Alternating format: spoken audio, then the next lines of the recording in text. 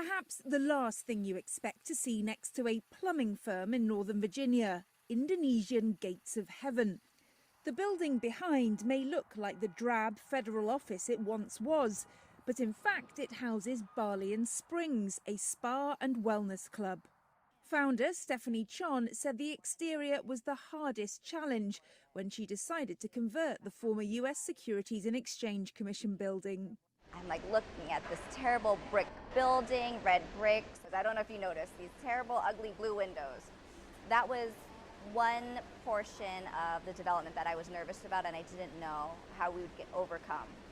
So the first thing that we erected when we came were those two gates to heaven. We didn't want people to walk in and feel as though they're in an office. That expansive, open air, just club is what we were looking for, bright lights. So another workaround with the ceiling heights was that we created this atrium, but also the skylight. The transformation illustrates an out-of-the-box solution to the growing problem of empty offices. Office vacancies broke records in the fourth quarter of last year at 19.6%, according to Moody's Analytics. Offices have experienced crises in the past, financial crisis, business crisis, geopolitical crisis. But now it's the crisis of the office itself, of the nature of work that is changing, of the meaning of location that is changing.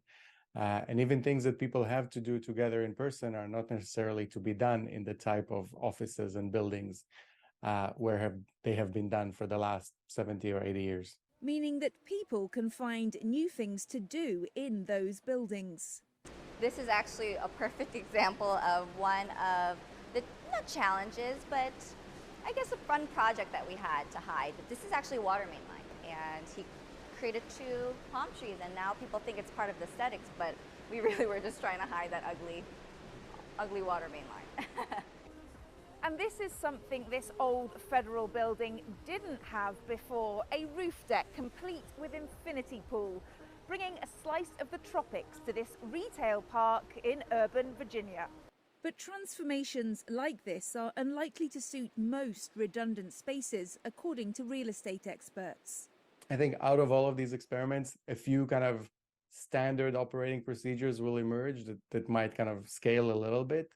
Probably less spas, again, more like housing or certain types of retail or logistics or even data centers. But overall, I don't see a single kind of silver bullet solution that is just going to come and replace all offices. Bali and Springs has proved it can be possible and is looking to expand. We do have a whole nother portion of the building, about 50,000 square feet on the other side. We are sitting on 11 acres. I'm thinking trails or bungalows and definitely overnight accommodations. The goal is for this complex to be a one-stop shop for, again, anything wellness. The future of the office may not be looking healthy, but finding creative ways to convert them could turn them into hot properties once again. Kate Fisher, CGTN, Alexandria, Virginia.